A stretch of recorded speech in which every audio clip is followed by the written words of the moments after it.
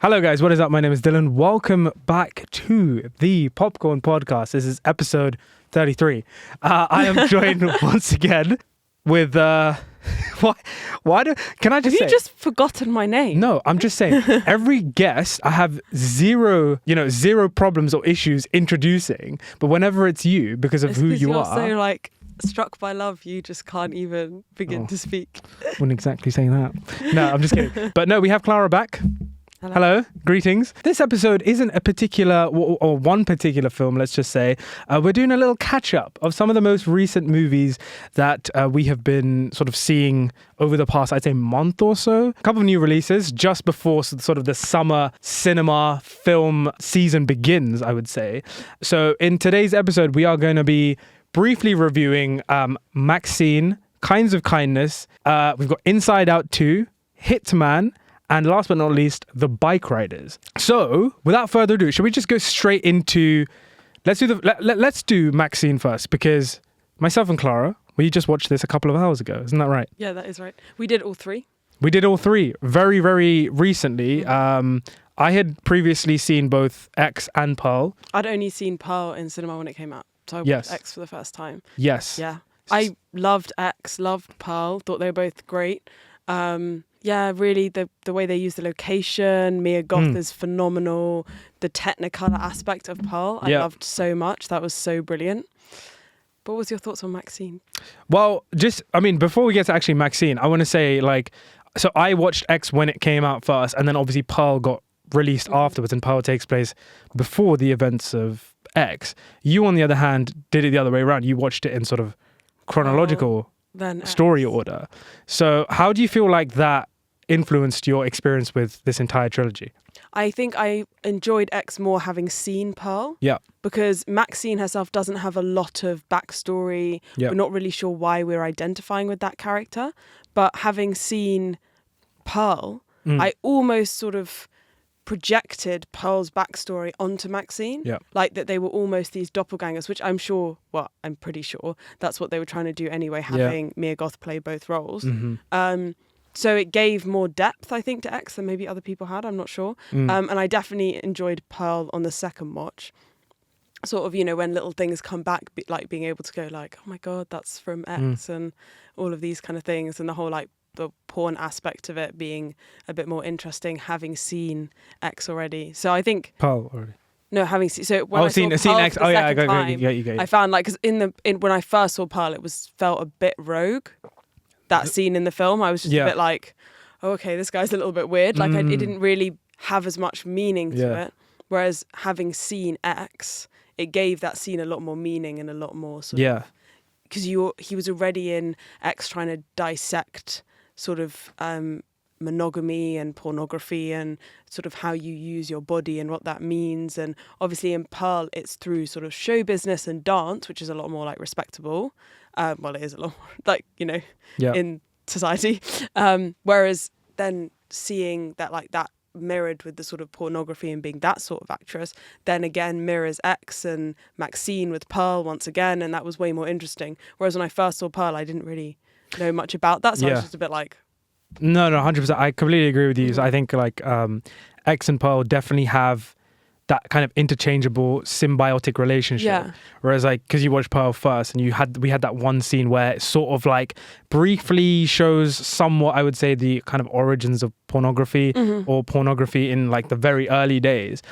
It's kind of a loose thread if you haven't seen X. Yeah, exactly. But because of, if you had seen X beforehand, that's kind of a wink sort of moment.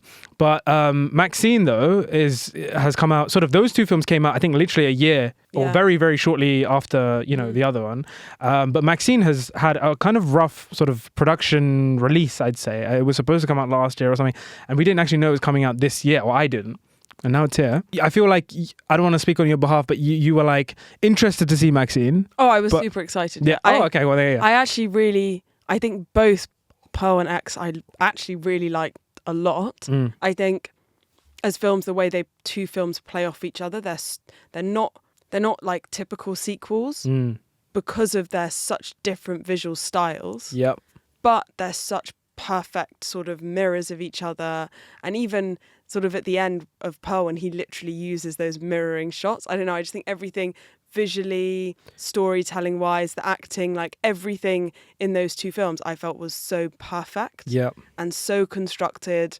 The way they used the locations, everything felt sort of perfect for that world and for that story.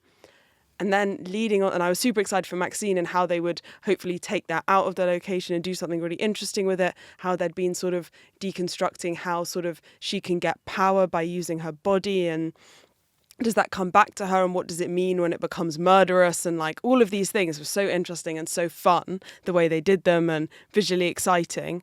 But I just thought MaXXXine was a bit of a mess, to be honest. Yeah, I was super disappointed with MaXXXine as well, unfortunately. Or MaXXXine. That's how they MaXXXine.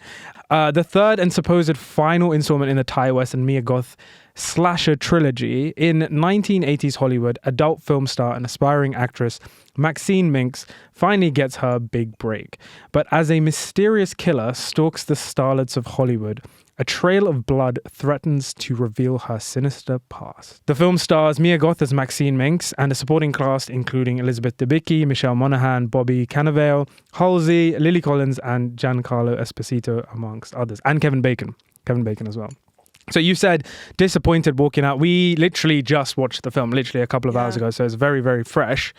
Tell us why you were disappointed. I felt like, again, like I said before, one of the really interesting things about X and Pearl was this sort of, they were the like beautiful contained, you said this as well, the beautiful contained construction within that location and the way they used it to perfection in the aesthetic and everything. And I was sort of excited to see how he did moving that outside of that one farming location. But really, it was just messy, like the end final finale by the Hollywood sign, them running around the studios. It just felt very generic, quite boring. I didn't feel like he was doing anything particularly interesting with any of those things. It looked cool, but that was really it for me. I felt like what he was doing so interestingly before was sort of partnering sort of pornography and show business, and this idea that in order for Pearl or MaXXXine to sort of be a star and to have the life she deserves, what is it she says? I can't remember. I will not settle for a life. I will not accept. Thank you, Ebbs. I will not accept a life I do not deserve. Yeah, exactly. So like all of these things, but in order to get that life, she's using like her sexuality and her looks and, you know, how people perceive her body. And that's it for both sort of MaXXXine and, for X and for Pearl. And I thought it was interesting the way that she sees that as her way out, and the way it's been sold to her as well as, you know, through everything she's watching and reading and through the people around her as her escape and as how she gets power in this world. Otherwise she's powerless. She's stuck on this farm. She's, you know, stuck in like being the like daughter of the church person. Like she's stuck so much, and it's how she escapes and how she gets power. And I thought both of those things were really interesting. Kind of what I was hoping to see with MaXXXine is maybe that downfall, that like when she gets it, really, is she powerful? Is she being used by other people? Like, does she get that power, or does she still feel trapped? And I just found it so empty and so like some sort of like, it was almost so wrong, but a La La Land narrative of the like struggling actress finally finds her, just Emma Stone's storyline, finally finds her place, you know. And I want to see that in a film like La La Land. MaXXXine should have been darker and twisted and sort of exploring more interesting things, not just the odd slasher, basic slasher film thrown in. Like I just was so disappointed. Yeah.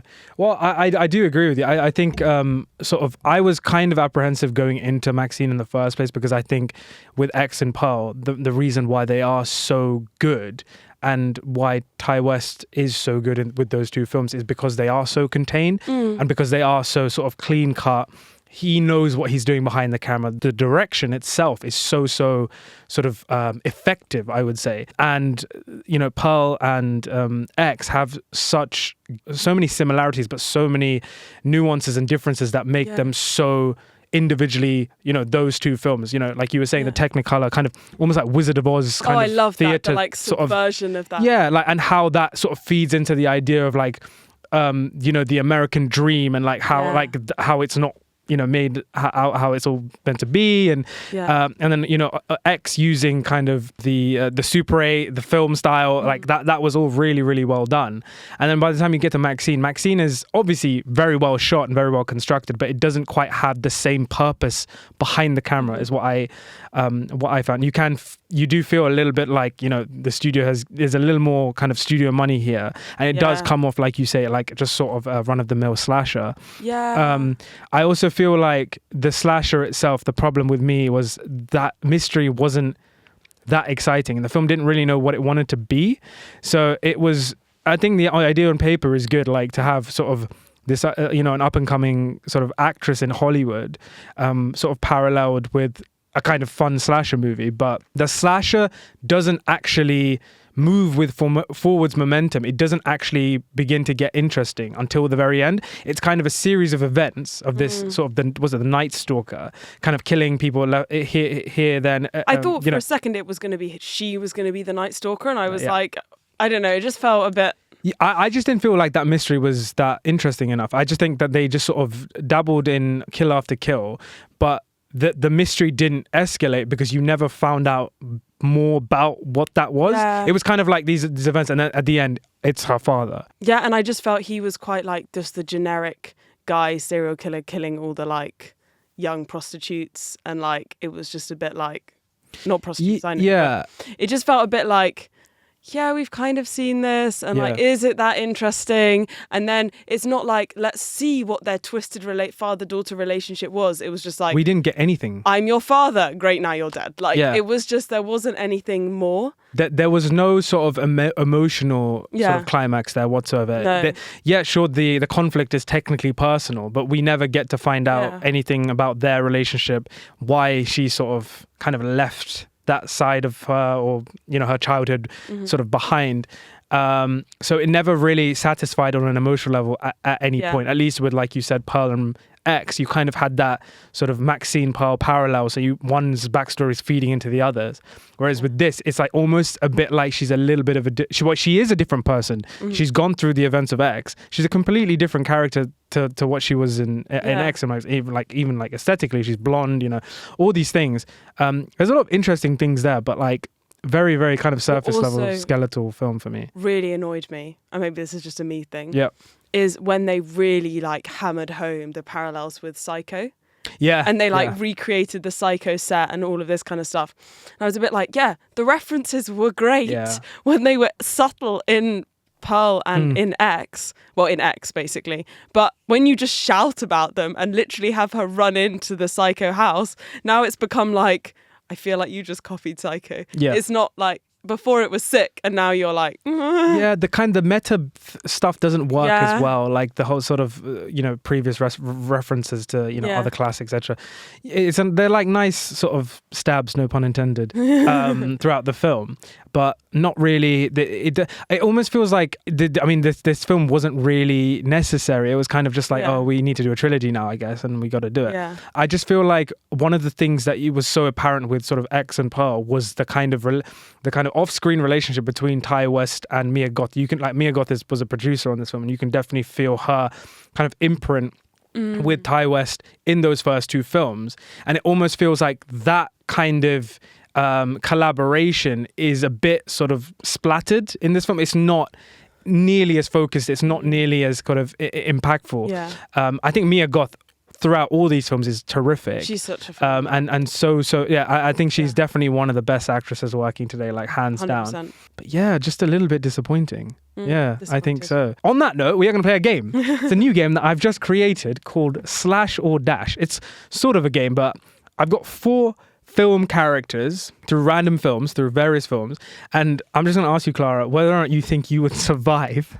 Me only, or me and you? Well, we can do both if you want. We can throw it in there, but we're going to... Okay. It's called Slash or Dash. So Slash if you think you could kill them, best the person, or Dash is if it's like, no, there's no way. I can't if it's just me, I think I'm just going to be saying Dash to all of them. Okay, fine. Well, let's do me and you then. Okay. Do you think we could Slash or Dash? So the first character we're up against, Slash or Dash, Pearl on Pearl's farm. running away. Okay, I'm talking about the running. X version. So I'll tell you what. So we have Pearl and Howard with a shotgun. Yeah, I'm running. They have guns. Like, I'm done. But do you not think that we could? They're old as yeah. We could take they're so slow. No. Come on. Sorry, if you were confronted with a like little old guy and his wife, yeah. Yeah, but I know who these people are. I'm saying we know. You know. Even so, if you're confronted with some little infirm guy and his wife, your instinct is not going to be to grab an axe. No, maybe your instinct is. My instinct is not to grab an axe. We're trapped in their house, yeah. I'm sorry, yeah. There were so many points. X is great, but so many points in X where I'm like, oh my god, you're so dumb, yeah. Like I know they had they almost didn't know what was happening, but still, like if MaXXXine can do it, yeah. If MaXXXine can escape that house. If you give me a gun, and they don't have the shotgun, fine, I can do it, okay. But in the scenario where these two people are coming at me with guns, yeah, of course I'm running away. But they're so slow. And there's only one gun. And look, one gun against anyone, the gun is going to win. Yeah, okay, cool. Well, I don't know. Maybe you'll die, but I'll survive. Okay. I just have to run faster than you. Yeah. Remember last time what happened when you tried that? Yeah. The head start. So, anyways, up next, slash or dash, Jack Torrance from The Shining. In the Shining house. So he's got an axe and he's chasing us around the Shining house. Oh, I feel like no. I feel like we could get him. Yeah. Okay, how do you think we would do that? What's our plan if he comes at us with an axe? He has an axe. What could we get? We could get also, what great Shining reference in X. Oh yeah, of course. Yeah. Sorry, go on. I feel like that's pretty easy, I would say, because the house is so big. There must be something we could find, even something like heavy. He could chase you. I could get him from behind. I don't know. Yeah, I think so. I think we could even just some bottles from the bar or something. But also that house is very treacherous, so we don't know what we say. Okay, up next, slash or dash. Do you think this is okay? Do you think we could take Pennywise the clown? I don't think I've seen this. Pennywise the clown. Yeah, I haven't seen it. What? You haven't seen it? Are you guys hearing this? You haven't seen it? No. You don't know Pennywise? No. Okay, Pennywise is a demonic clown who conjures up your worst fears. Yeah, no. That. I'm running away. Okay. I don't need to be confronted with my worst fear. In my worst fear... No, I'm not going to say that. That's very cheesy. What is your worst fear? I said in my worst fear, you'd be dead, so we wouldn't be able to be even together. Aww. So Pennywise would show you my like lifeless body, and you'd be like, "Oh no." Okay, fine. Not just you. Don't get gassed. Okay. So you say no. So the thing with Pennywise is like, obviously, he's most powerful when he's preying on kids because kids have tangible fears.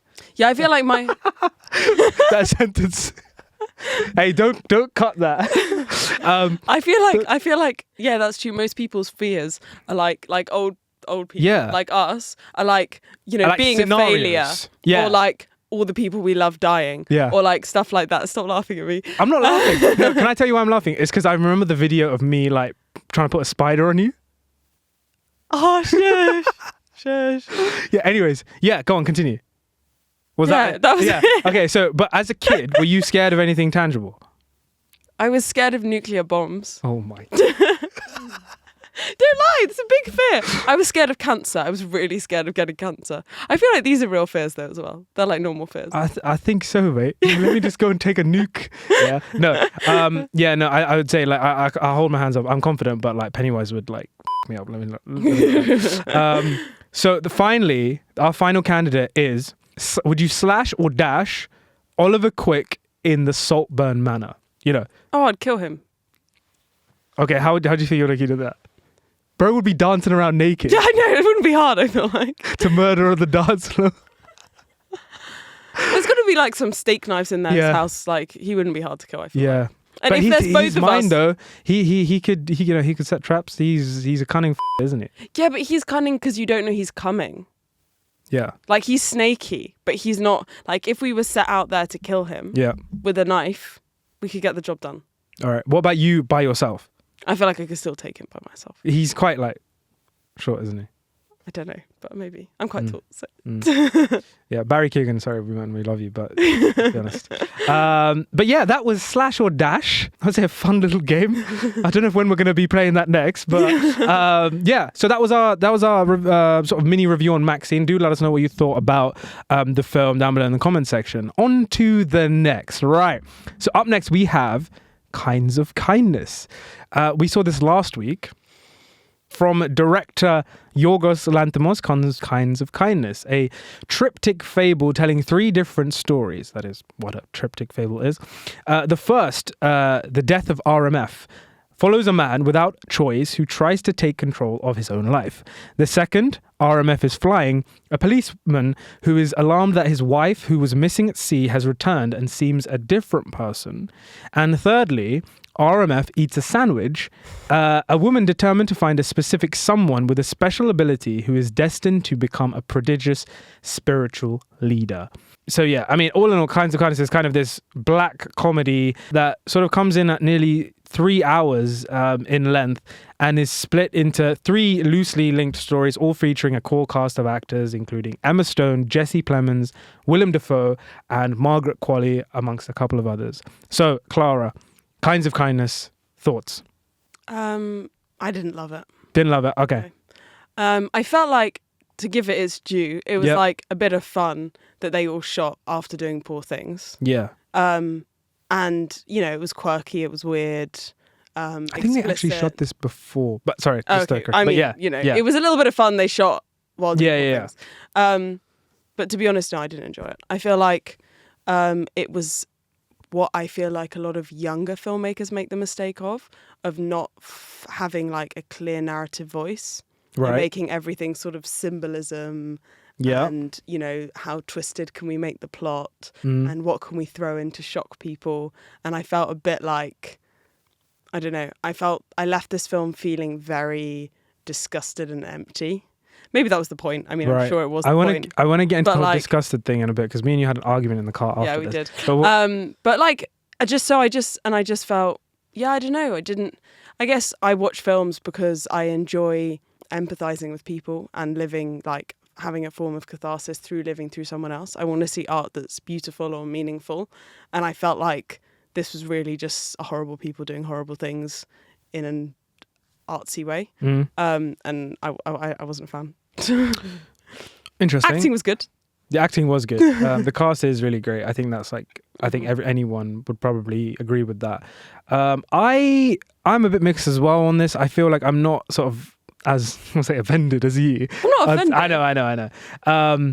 But no, I quite, you know what? I was kind of expecting to walk out of this film and feeling like, what was the point of watching that? But I weirdly don't. There is some sort of like, I don't want to say it's satisfaction, but I'm happy. Careful. Not obviously the stories themselves, but I'm saying like the fact that I watched the film, the fact that nothing else in cinemas is quite like this, that in of itself for me it was quite refreshing to see that. And also because this is an acclaimed director like Yorgos Lanthimos, my question to you would be like, I've sort of struggled with this question of itself, but like, should filmmakers, you know, after they've had sort of rearing success over the years, should they be allowed? Oh yeah, I wouldn't say allowed to, but like, I think sort of because you know, like, compare this to Poor Things. This is nothing like Poor Things. You know, Poor Things is definitely way more narrative and thematically sort of rich and concise. This is kind of very much more sort of experimental cinema, you know, telling 3 different stories with the same kind of cast interchangeably, which I actually kind of like. I thought that was fun. That kind of approach to this film. It feels different. It gives the actors themselves a real sort of chance to kind of play different characters in the same film and kind of have like a bit of fun. I do agree with you. I don't feel like this, I mean, I think it's meant to be ambiguous, and I don't think that you're supposed to arrive at any sort of concrete conclusions. And I think that Yorgos Lanthimos is definitely more interested here with more kind of metaphorical and kind of ambiguous sort of elements, as opposed to, you know, narratively kind of concise storytelling here. Just to come back to what you were saying about should directors, I think I have no beef with Yorgos Lanthimos for like making this film. I think, like I said, it was a bit of fun, he did it or whatnot, but like as someone who's like talking about their enjoyment, I didn't enjoy it. Yeah. And that's okay. I don't have to enjoy it. But I think like it'd be fun if directors were given the opportunity to have some more fun and experiment a bit more. Just because I didn't like this one doesn't mean I wouldn't like a different experiment. Yeah, I do. I mean, I think it's pretty like, you can just see from, if you've seen like the press at Cannes and whatnot, Yorgos Lanthimos, Emma Stone, they're definitely so much more like, it's not even like a I don't give a attitude, but they're so much more playful and like kind of like, oh yeah, well if you enjoy it, you enjoy it. If you don't, you don't. With Poor Things, it was very much, this is the kind of story we're telling. You know, much more sort of focused on that in that sense of the word. This one is kind of like the after party in a way. Yeah. So yeah, I want to sort of briefly go on to, because you said you didn't enjoy it, and we had an argument in the car after the film. Do you want to just kick that sort of? Yeah. So I guess the one thing that like I said before, I have no beef with Yorgos Lanthimos. Make the film, have fun. The only thing about it that did actually rub me the wrong way a little bit is I feel like I really defended Poor Things in my mind, or out loud, I don't know, with a lot of the criticism it was having about being sort of male gazy and really sort of almost like using Emma Stone in that way. I felt like, although I wouldn't necessarily go it's a feminist film, I felt like it was fun. It was said interesting things about shame and our bodies and all of that. And because the story was about that and it was about sex, there was a lot of naked people on screen a lot of the time. And yes, Emma Stone is a like gorgeous woman. And so, maybe a bit male gazy, but also, you know, that's the story. Do you know what I mean? So I had no issue with it for doing that. Whereas I did feel like with Kinds of Kindness, there was a lot of like Emma Stone, Margaret Qualley, what was the other woman we were just saying before? Hunter Schafer, like just a lot of like some of the most gorgeous women acting today. And it was a bit like, was that really necessary? It felt a bit like, I kind of want to have her in this shot. Let's have them like get undressed. And it just felt a bit like just for the aesthetic. And I feel like I don't know. I feel a bit over that as like, do we really need to be using women's bodies as aesthetic anymore? Is that just not a bit like, I feel like I'm done. But your point was basically, what you said to me was the shock value part of it. Yeah, I felt like it's like for someone who's like making art, and these were definitely very artsy films. Yeah. It was less about the narrative payoff and more about the artistic point about society or about cults or about power or about control and all of these things. And I feel like with someone that like clearly is thinking about all the nuances of each shot and the decision making behind that, it's definitely a clear choice to include it. And I would be interesting to ask him or to hear his take on why he felt like it was narratively what he should be doing in this moment, or not narratively, but like why symbolically, because it was definitely symbolic, it wasn't narratively needed, symbolically why he made those choices, because I didn't see the point. Yeah. So other than for shock value. Right. So where I actually disagree with you on is you said about Emma Stone, you know, being this gorgeous woman, beautiful woman, you're a beautiful man, Mr. Wood. Emma Stone being this kind of, you know, a beautiful woman and kind of using that sexuality aspect to kind of almost like glamorize or, you know, shock value kind of in that way. Yeah. I mean, I just feel like he was definitely using it as the aesthetic of his film a lot of the time. Like, it wasn't necessarily narratively. Maybe it was symbolic. I didn't understand the symbol. But he did make the choice to like have three women who are the archetype of beauty get undressed in his film. I just would be interested to know why, because for me, there didn't seem a point. And I'm a bit over people using women's bodies as the aesthetic of that film. Right. Okay. Aesthetic of the film, 100% agree. It's definitely an aesthetic choice. I don't feel like, where I agree with you is like, I don't feel like all the, you know, choices to use their nudity in the film pays off in any kind of narrative sense. I don't feel like it does. Like you said, right? What I think is kind of sort of, I don't want to say I think the thing is a bit more justified is because I don't think when he uses nudity, I don't think it is glamorizing. I didn't necessarily say glamorizing. I just feel like it is.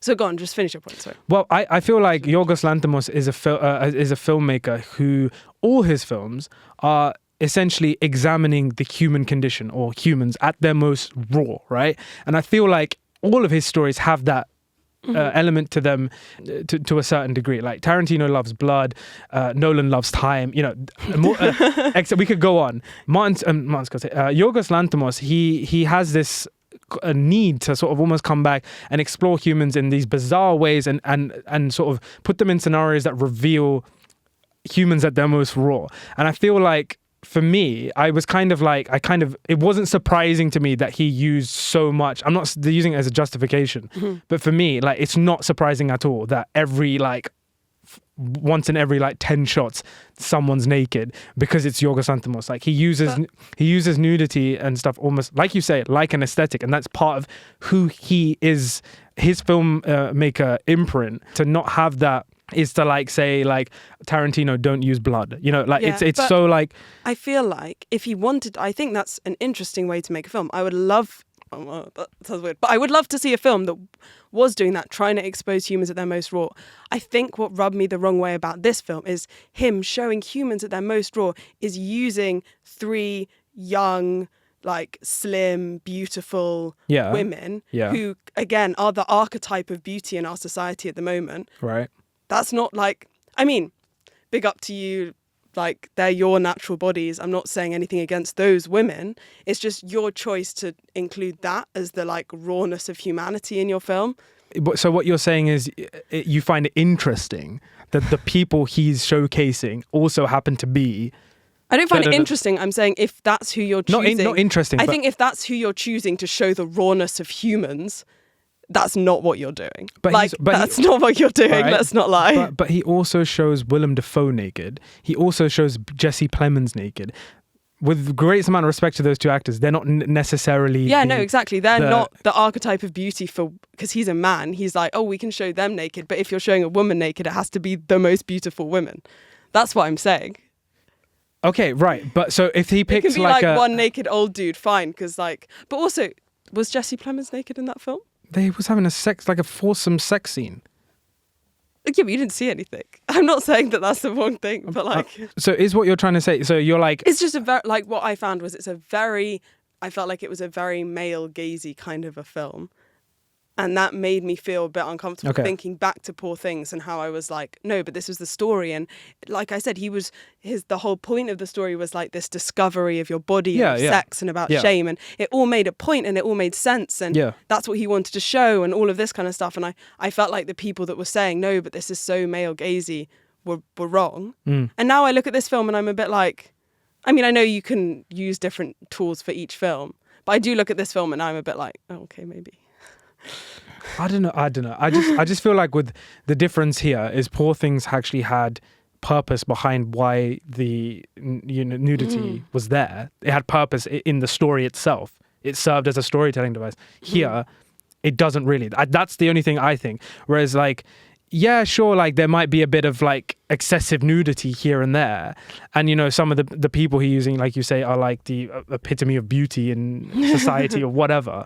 But my thing is, I just don't, as a guy, just respectfully, I'm just saying, when I see, Emma Stone or Hunter Schafer or Margaret Qualley naked, I don't think those shots are necessarily you're saying about how you find it peculiar or whatnot that they are the ones in the limelight, but I feel like it could literally be anyone that he's shooting and it would have literally the same effect on me on me as a viewer, at least. I don't find the decisions to use those specific actors to be necessarily Yorgos Lanthimos. It's not necessarily to use the specific actors, but to I don't know, I just feel I will be honest, I'm struggling a little bit to understand what you're picking out here specifically. It's more just it's more just I feel it's the decision to get them naked all the time. That's the thing. Right. Okay. And to use that as an aesthetic of your film. Right. Okay. So it's everything I said before, to decide to use women's bodies and the archetype of beauty as the aesthetic of your film, I feel like, and try and pretend that it's raw and it's artsy when it's been done so often and by so many people, right back to the like painters in the olden days when they were just like being like, no, this is biblical and this means so much, and it was no, we wanted to see that girl's tits. Gotcha. And it's like one of these things I'm just a bit like, oh come on, like let's not pretend anymore. Okay, I understand with everything. I agree with everything what you're saying, except for the idea that it's meant to portray the being the archetype of beauty. I don't agree with that at all. I think when I watch Yorgos Lanthimos' films, I'm almost like, when I see a naked body, I'm always like, ooh, this. I feel so cold and so detached from it, almost like you know how scientists look at things in a lab. Like it's kind of this you're looking at humans through like you know, a microscopic lens in a way. I feel like there's such coldness there. I don't feel like those images are inviting as a viewer. I think it is such it's objectifying. No, I don't feel like it's objectifying. I feel like But you just said they're like things in a lab. Like it feels like an object, not like a human that's behind them with emotions and feelings. It feels so detached. Yeah, I feel like it's so detached because it's like he's examining them as opposed to glamorizing them or like, you know, painting them in a sexual way. It doesn't have to be sexual. It can still be an object without being sexual. Yeah, sure. But I feel like the whole archetype of beauty thing, I don't see the whole beauty aspect. Even in Poor Things, I'll be honest, with the whole Emma Stone, I don't see that as him being like, oh, Emma Stone gets picked as the you know. I don't think she was picked because of her beauty. That wasn't what I was saying. I just feel like just the pure fact of, if you can watch a film where, like, you know, someone gets their out, you know, I don't know why I'm creasing. And like, so, you know, they clearly have a lovely, like a beautiful body. Yeah. Which is fine. And I'm not beefing them for having a great body. That's great. Amazing. Well done. Yeah. But I just like, you know, you're then objectifying them and using, I mean, like, these are archetypally beautiful people in your film as aesthetic and as objects to make your film into something, whether it be artsy or whether it be something else, is played out and it's old and it's annoying. So basically, essentially to conclude, your issue here is the personal preference of you're not sure, or you take issue with the simple fact that Yorgos Lanthimos' interests are this. He uses this as one of the pillars, I would say, of his film, like examining, you know, the anatomy of humans or like bodies and whatnot. But I also think it speaks to a wider trope of using beautiful women's bodies in your film as aesthetic and as objects, and not explore their character or anything like that. And that happens all the time in films and in filmmaking and in art in general. And it's not an old thing. It is an old thing to do. It's not new. It's not interesting. And I think framing it in a way that's artistic or interesting is just wrong, because it isn't anymore. Okay, right. I understand what you're saying. I just think like what initially I took from your point was the idea that he's almost manipulating this. I think he's not necessarily probably even aware that that's how it's coming across.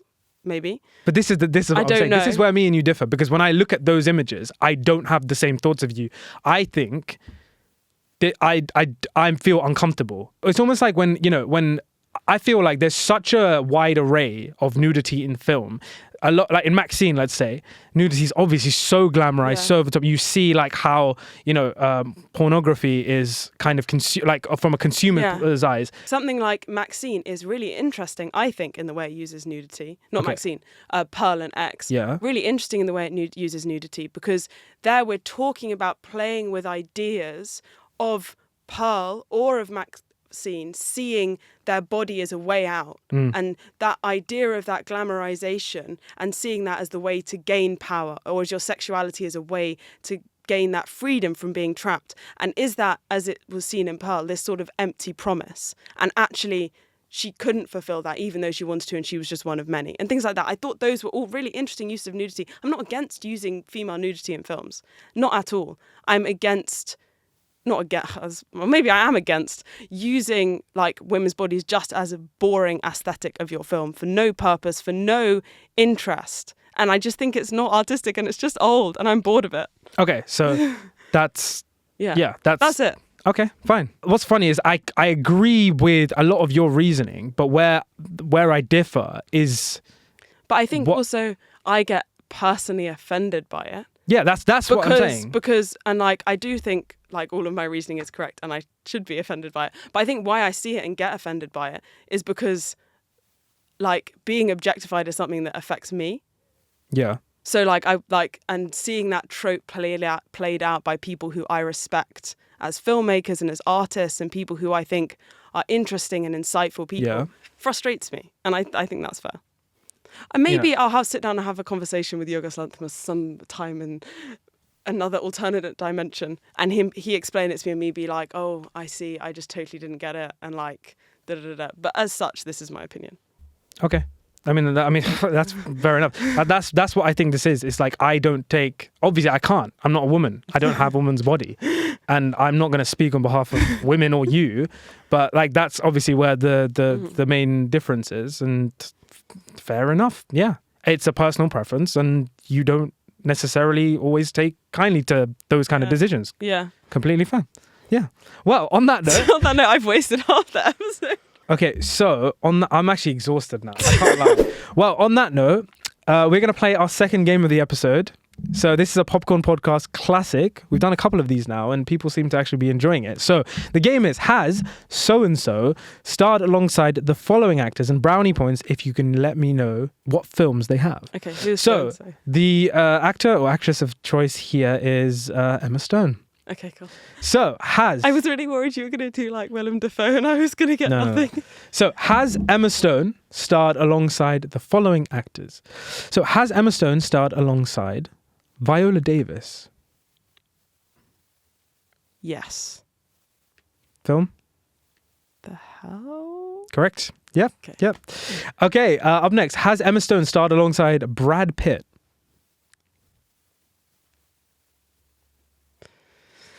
I really want to say yes, but I can't think of the film. Oh, I bet it's going to be really obvious as well. Okay, I'm going to say yes, but I don't know the film. They have not starred in the same film together. That was such a good one. Okay, has Emma Stone starred alongside Austin Butler?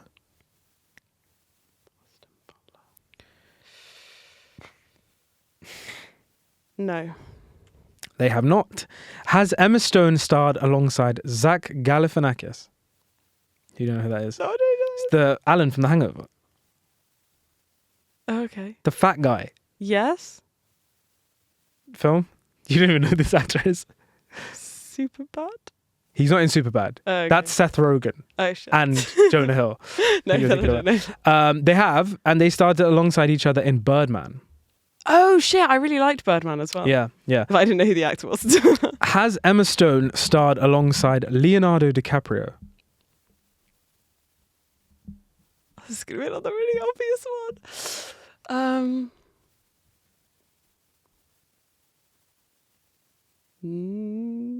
No?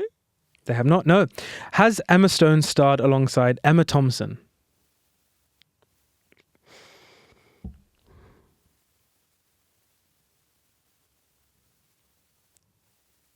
Yes. Film? Don't know. Cruella. Yes, I've seen that film as well. And finally, has Emma Stone starred alongside Timothée Chalamet?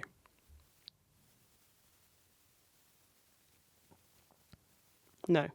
Correct, they have not. Actually, this is the final one. Has Emma Stone, this is obvious. Has Emma Stone starred alongside Ryan Gosling? And if so, which films? Yeah, La La Land. Crazy Stupid Love. There's one more. Can you get it?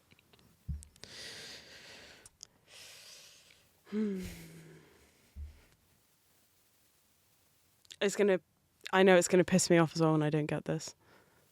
I don't know. It's Gangster Squad. I don't know. Oh no, I would have got that. Yeah. And also, fun fact: Ryan Gosling and Ken Kao, who's from The Nice Guys, they formed a TV and film production company called Arcana, and they production company produced The Favourite. Oh, that's so cool. So there you go. I love the favourite. Anyways, guys, that was our discussion somewhat on Kinds of Kindness, and that was another game of Has So-and-So starred alongside. Let us know what you thought about Kinds of Kindness down below in the comments section. Up next, we are going to be talking about Inside Out 2. So, 9 years after the Pixar hit in 2015, Inside Out 2.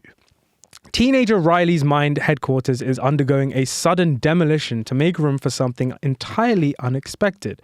New emotions, joy, sadness, anger, fear, and disgust, who've been long running a successful operation by all accounts, aren't sure how to feel when anxiety shows up.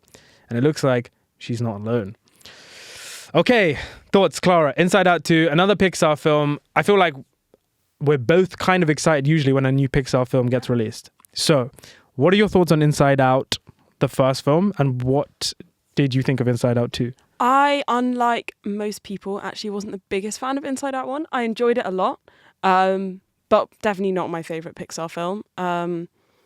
I found the sort of very, maybe I want to say spoon-feedy, joy, sadness, reconciliation, slightly irritating. I did find that film in general very sweet, very funny. It is one of the better Pixar films. I would go for it was fun aesthetically. So I did like it. I just wasn't, I think, some people's favorite touch of the heart. Just didn't do that for me.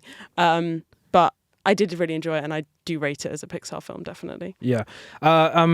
Basically very, very similar to you.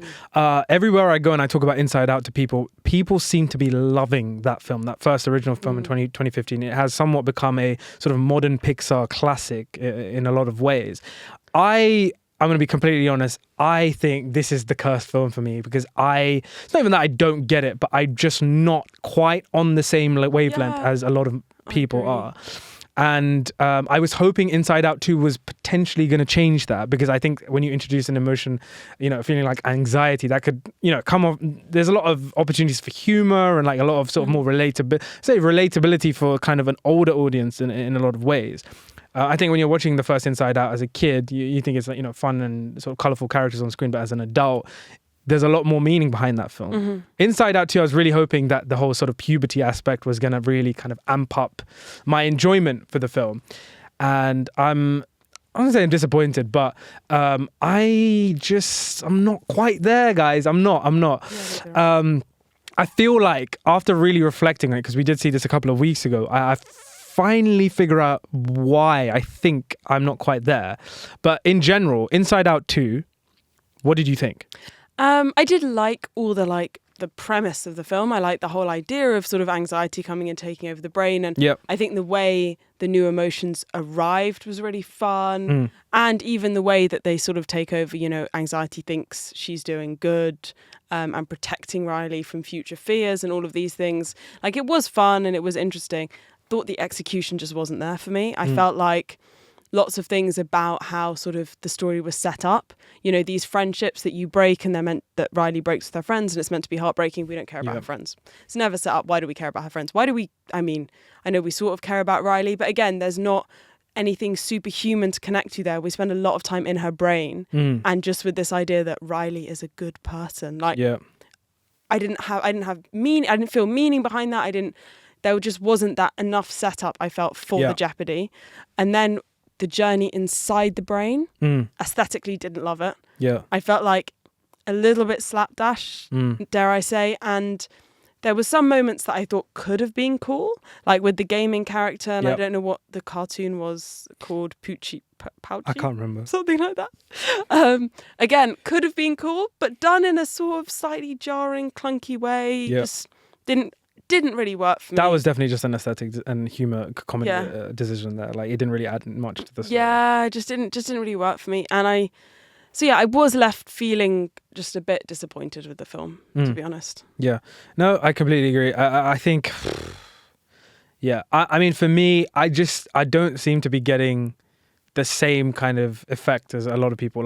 Before I went into Inside Out 2, in the sort of my Letterboxd sort of community, people were saying they were coming out of this film crying, bawling their eyes out, and I was like, oh my God, I'm so ready. Yes, hit me with something. Went in there, I was like, what is everyone talking? I still just don't get it. I feel like, and I understand I want to preface by saying this is personal preference, right? like the reason I'm not quite on everybody else's wavelength when it comes to the Inside Out films is because, and I understand this is sort of like storytelling 101 for me, and I kind of gravitate more towards those kind of stories, is because there isn't a relationship, there isn't a defining relationship or any kind of relationship between the emotions themselves and Riley. So what I mean by this is, if you look at a film like Toy Story, the reason you're so on board, you know, that story, the toy's journey to the story, is because you understand the importance of them to Andy.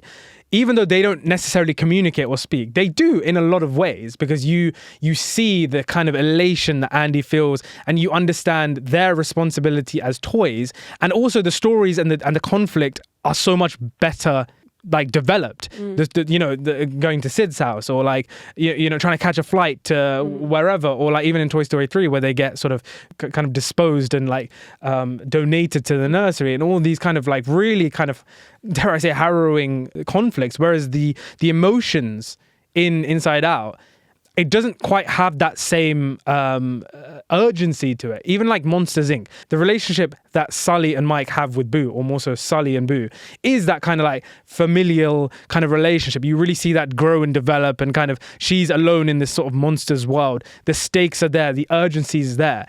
There isn't that connection, or there isn't that sort of sense of urgency between the emotions and Riley here. And I think it kind of also ties in well with what you said, I think a couple of weeks ago. I'm just not sure if I like Riley enough as a character to really be on board these emotions and kind of like... I agree completely with what you're saying. Like, just when you said it, I was like, yeah, because even the emotions, at least the first one, it was about joy and sadness, friendship and relationship, and how that was, like, in some ways. In some ways, what I mean? Yeah. Whereas this one had none of that. It was like, and there was, we didn't get an interesting relationship. Like, looking at Toy Story, like, the first film is really about Woody and Buzz. And their fraught friendship / exactly eneminess and that whole competition. There's exciting stuff and all of that, but it's really at the core, it's a story about a relationship. I think this just isn't. It doesn't have that. It does not have that sort of core underlying kind of driving relationship. Like almost like a short film in the fact that it's, you know, this like fun parallel between, you know, how you have to tamp down your anxiety and how, you know, use it in small doses and don't let it rule your brain kind of thing. I think it's a nice sort of message to kids, etc. I think it's good. I think these films are fun. Like, they're definitely not the bottom of the Pixar file. No, I would say kind of mid-tier. They're not god tier like, you know, like the Ratatouille, the Incredibles, the Toy Stories. Inside Out 1 was good tier. I can't lie, Inside Out 2.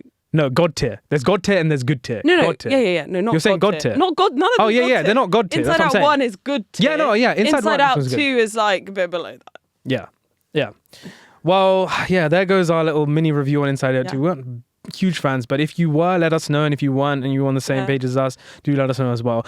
That takes us on cleanly to game number 3 of this episode. And this game is, can you guess the IMDb rating of the following Pixar films?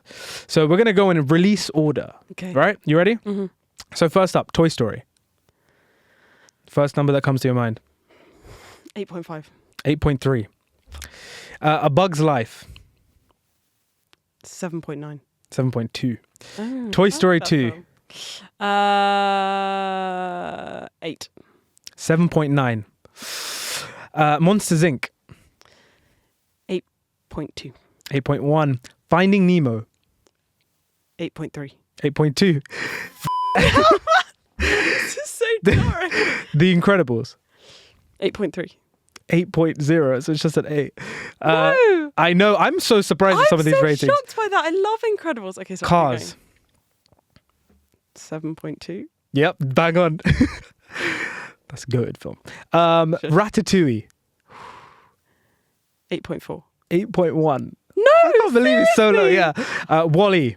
I love that film, but I don't think it's going to get high rating as high as the others. 8. 8.4.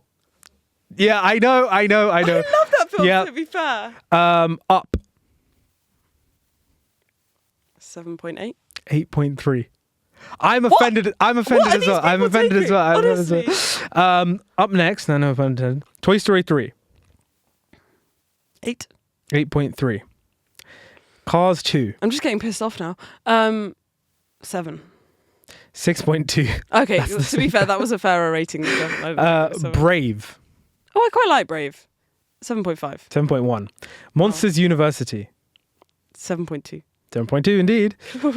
Inside Out. Oh, people love that film, isn't it? 8. 8.1. The Good Dinosaur. I love that film. It's so cute. 7.8. 6.7. No, seriously, I love that film so Finding much. Dory. Finding Dory. Finding Dory. 6.1. 7.2. Cars 3. 6.1. 6.7. Coco. Oh, I love that film too. 8.3. 8.4. Mm. The Incredibles 2. I do really like that film, but I don't think it will have super high rating. 7.9. 7.5. Oh. Toy Story 4. 6.5. 7.7. Onward. Honestly, what is... Onward. Onward was fine. 7.2. 7.4. Soul. 7.5. 8.0. Oh, really? Luca. 7.5. 7.4. Turning Red. I thought that was fun, but 7. 7 indeed. Lightyear. I haven't seen it. Guess. 6. 6.1. It's the lowest of the Pixar file. And finally, Inside Out 2, currently. Currently. I guess it'll be quite high currently. I don't know how they go up and down. 8. 7.9. That was not bad. But a lot of surprise rating. I think they were actually quite shocking, know. Can't lie. Yeah, let's just go Why to... was Up so high? Tell us in the comment section below, guys, if you are a fan of Up or not, because the pair of us think that like the first 10 minutes. Great. Moment of silence for how amazing that first 10 minutes is. The rest of the film, good. I think it's good, but not. It's not an 8.3. No, when they get to the jungle or wherever they are. Yeah. That I just know. Anyways, guys, on to the next film. So up next we have Hitman. From director Richard Linklater comes the new crime rom-com Hitman. A mild-mannered professor, Gary Johnson, moonlighting as a fake hitman in police stings, ignites a chain reaction of trouble when he falls for a potential client. The film stars Glenn Powell and Adria Ona. I believe I said that right, because everyone's like messing up her name. Who is it? Adria Ona. Adria Ona? You spell it Arjona. Adria Ona. Or like Adriana. You know, so, Hitman. We had quite an experience with this film. Yeah, we did. Because we saw it last year. We saw it at the London Film Festival. We went to the premiere for this. Mm-hmm. We got tickets on the day. That was so much fun. This was one of the first premieres that we went to, but the second film we were watching that day. And that day was a day of hitmen in general. Because in the afternoon, the pair of us watched David Fincher's The Killer at the London Film Festival. And later on that night, in fantastic succession, we watched Richard Linklater's Hitman. Richard Linklater came out to introduce the film. We got tickets somehow in the box of the Royal Festival Hall. In front of us, Richard Linklater was there. Edgar Wright was there. Crazy night. What a great surprise this was. And I say surprise like Linklater is not one of the best filmmakers of the past sort of 20 to 30 years. So I say surprise, but this was such a hit. It was so much fun. Thoughts? What do you remember? I mean, we watched it recently, so it was very fresh and No, I think it's just so much fun, hilarious from start to finish, great date night film. Definitely. Not like, I think Linklater has done some really slow, deep, meaningful kind of films. Yeah. If you're there, don't watch this film. But if you're there for a good time, a fun night, laughing from start to finish, go see this film. It is hilarious. It is great. Yeah. Date night film. Yeah. Perfect. Yeah. To be honest, I think here, the real star of the show, Richard Linklater, love you, man, but Glenn Powell has just cemented himself as one of my favorite actors working today. The guy is on fire. When the world saw Anyone But You in, I think, January of earlier this year, some people loved it. A lot of people were like, what the hell is this rom-com? Terrible film. We did not enjoy that film. And I was like, you guys wait. Because we've seen Hitman. You guys wait till this drops on Netflix. Yeah. Because it is the rom-com of the year. I don't see what else is coming out this year, but 100% the rom-com of the year. We are so back with rom-coms. And this film has just, it's such a good film. I mean, loosely based on a true story as well. Glenn Powell, I mean, I think he co-wrote this. Did he? Yeah, he co-wrote this. That's cool. With Linklater, stars in it, of course, as Gary Johnson. I thought is absolutely terrific in this film. Who is your favorite hitman that he does? Oh, Hitman persona. Yeah. Ooh. Who's your favorite hitman persona? Because I definitely have mine. Go on, what's yours? And then let me think. Well, mine's between the Tilda Swinton hitman, the British one. Like, yeah. Oh, no. And Patrick Bateman. Hitman, American Psycho. The impression he does for that, it was spot on. It was fantastic, Hitman. But those were definitely my top two favorites. And then you obviously had like the Russian, the Russian. Oh, the Russian guy. I thought the Russian guy was hilarious, like timed, but not my favorite. I do quite like the All American guy. Oh yeah. When like he can't shoot, so he's just reloading the guy's clips. That's funny. Who else? The Tilda Swinton one is really good. Yeah. The guy with the scar. Oh yeah. And the little kid. That is pretty joke. Yeah. But no, Glenn Powell, I think there's a lot of conversations going around the film community, like whereas like the movie star's gone. I think this guy has a real potential to like be one of the leading movie stars in Hollywood. I feel like we've really got some good movie stars at the moment. I feel Go like on. That's like the classic Margot Robbie, Ryan Gosling, like there are movie stars. Do you know what I mean? Yeah, but I'm saying when I say I mean I guess so. Yeah, he definitely kind of falls into that category now. He's really up, like creeping up there. But I'm saying like in the future, I see Glenn Powell as like, because he co-wrote this, he's getting into the more kind of creative behind the camera stuff as well. So I'm seeing like, obviously Tom Cruise is like, a lot of people saying the last true movie star out there, and I don't see anyone really getting to the Tom Cruise level. But Glenn Powell, I can see like 10 or so years time, just really. Has he done? Because I'm now completely blanking, and you'll know. What has he done that's like serious? Because I feel like he's a massive rom-com comedic actor. He is a comedic actor. I mean, he was in Top Gun Maverick, but that was also kind of like fun and lighthearted. He got hit in the face by Tom Hardy as Bane in Dark Knight Rises. He had a little cameo at the currency exchange. That scene in Dark Knight Rises. But no, he hasn't done anything super serious. So maybe that is the big question. Like, can Glenn Powell pull off something that's super dramatic? I mean, I think he's got the chops. I think when we saw Anyone But You, that film for me, I just did not work. But if there was anything to take away from that film, it was Glenn Powell. Like, it was him monologuing or a shot of just him doing something hilarious, that was when the film he oozes charisma. He is just that. He's the guy, man. He just is. I feel like this film is sort of very kind of, it's nothing crazy good or crazy original, I would say. It's just a good fun time that I feel like a lot of us film fans have been sort of missing recently. Yeah, I think it's a great Friday night sort of date 100%. Night film, like you say. It feels like in a lot of ways both modern and kind of sort of early 2000s-esque. It kind of has that nice blend of it. But yeah, no, just a great time, I think, with Hitman. I think it's quite nice seeing a director who's so serious do a comedy and do something like this, which usually maybe they wouldn't, but just do it to the best and do it to the max and make a really brilliant film that maybe the critics aren't going to be like, oh, this speaks so highly to our society, whatever. But it's just amazing and fun. And it like, I don't know, I just really rate that he just did that and was like, I just want to make something like that's going to speak to a lot of people and everyone have a good time. Yeah, I can't remember the last film Richard Linklater did. I could be mistaken, but I'm sure it wasn't Boyhood, but... I love Boyhood. Yeah, it's great. That's such a different vibe. Yeah. Was it Boyhood or was it something else? I can't remember. I want to say Boyhood, but yeah. Anyways, great film, Hitman. It's a blast. If you haven't seen it, it's a hit, man. Right. On to the fifth and final film of this episode. We're going to be talking about The Bikeriders, directed by Jeff Nichols. Another film that we saw, this was the first premiere that you and I ever attended together at the London Film Festival last year in 2023. Yeah, we got to see this early, and I you know what? I liked this film. I thought it was solid. I thought it was a very interesting film. After a chance encounter at a local bar, strong-willed Kathy is inextricably drawn to Benny, the newest member of Midwestern Motorcycle Club, the Vandals led by the enigmatic Johnny. Much like the country around it, the club begins to evolve, transforming from a gathering place for local outsiders into a dangerous underworld of violence, forcing Benny to choose between Kathy and his loyalty to the club. The Bikeriders. I liked the film. It has been a minute. I did like the film. I thought it had some interesting aspects. I think that it sold on this Benny relationship with Kathy. I didn't necessarily feel that so strongly.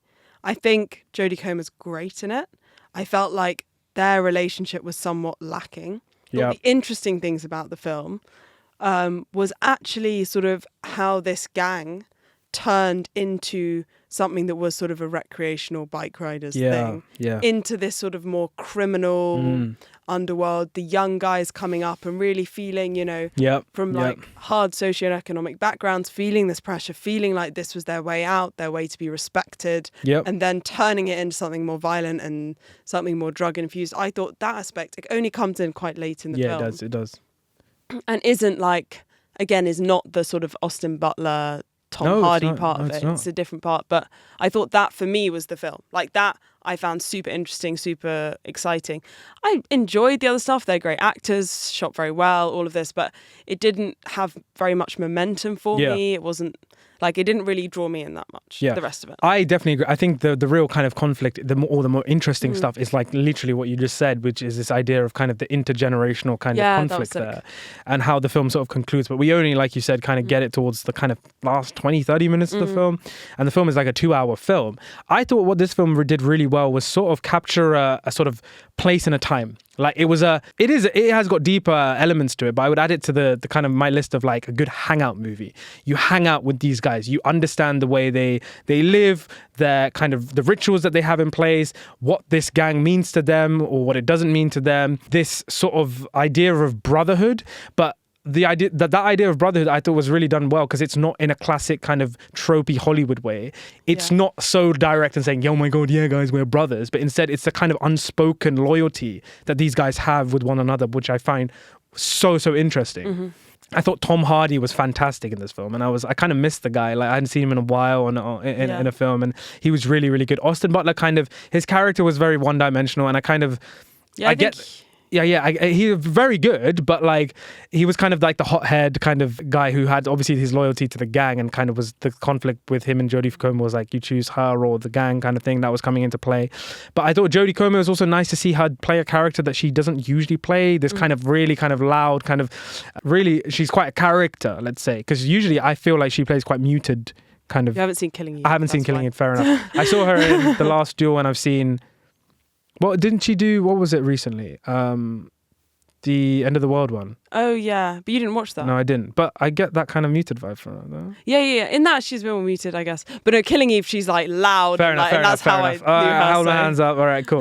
But no, I thought she was a great narrator as well. Kind of had she was kind of the fun of it as well, in a way, like just her kind of narration. Mike Feist was in that as well, because the kind of photographer. Jeff Nichols came on stage beforehand to introduce the film. And he said, like, so he was talking, it was nice to hear him talk about the kind of origins of how he came to that story. Like his brother kind of left him, was it a book or a photo album? A book, and the book has a photo album of all the real life pictures there. And I like how like at the end you see the real life pictures and all that stuff. It was really nice kind of, I thought it was constructed really, really well. And I just loved how it sort of captured a time and a place, narratively, and kind of I think it was lacking a bit. It was kind of just like, okay, we're sort of loitering around here a bit. I was waiting for some of that kind of 20-30 minutes that you were talking about to come into play. But it was good, like the way it was all done, the characters, like you said, you really felt like you were there with these characters. It was, like everything you said. It was also just a cool film, man. Like those, anyways, I'm not going to go join a gang anytime soon, but like, it was very, very cool. Aesthetically, very, very cool. So yeah, that is our 5 films of this episode. We have done MaXXXine, Kinds of Kindness, Inside Out 2, Hitman, and The Bikeriders. Do let us know your thoughts on any and all of those films down in the comment section below. Let me know if you loved them, hated them. On a final note of this episode, Clara has prepared a little game because you guys requested it, because you guys loved it so much. I just want to say, like, the most unexpected sort of response to any one of the Reels videos, etc., that I've ever had was this video. Can you guess the tennis player from their grunt? In the spirit of Wimbledon, we are doing another Guess the Tennis Player from Their Grunt. Dylan got 5 out of 5 last time, so let's see if he does as well this time. Okay. Part 2, here we go. So this is we're doing it slightly differently this time. Oh. The first 2 you're going to be listening to, there are 2 players, and you have to guess both of them. So they're playing each other. Does that make sense? Oh my God, the difficulty level's gone up. Yeah, it's gone up. You did too well. Okay.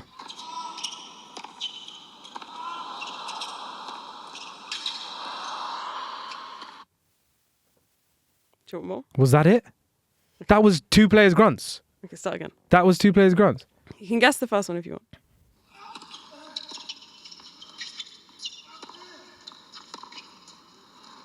That's a Djokovic.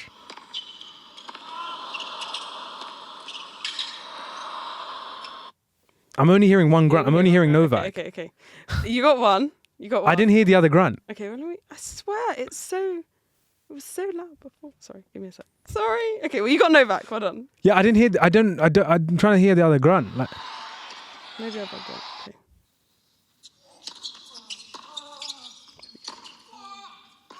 So that's Andy Murray. Yeah, there you go.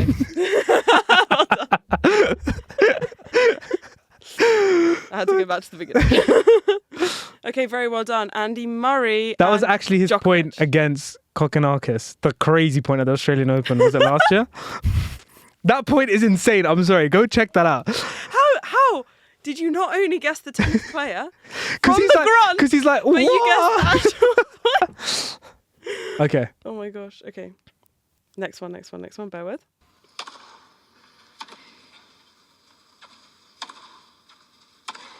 Is it Raducanu? Yeah, it is. Oh my god. Okay, well there you go. Is that because you knew the grunt or because you thought I would No, pick it her? sounds like Raducanu and she doesn't grunt much. She's like the smallest amount. Grunt. Yeah. Okay. This is the last one. Okay. I don't think you'll get it. You don't think I'm going to get it? I Okay. don't think you're going to get it.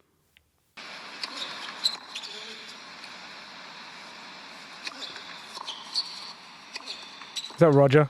Yeah, it is. This is Roger. The guy never grunts. He never grunts. But when he does, I've examined every Federer video on the planet. To a certain extent. Yeah, that's Roger. So that is it, guys. That was our episode 33 of the podcast. Thank you so much, Clara, for joining me and arguing with me and playing games with me. Thank you guys so much for watching, listening. Do let us know what you thought about all those respective films down in the comment section below. And we will catch you very, very soon in the next episode of the Popcorn Podcast. Cheers.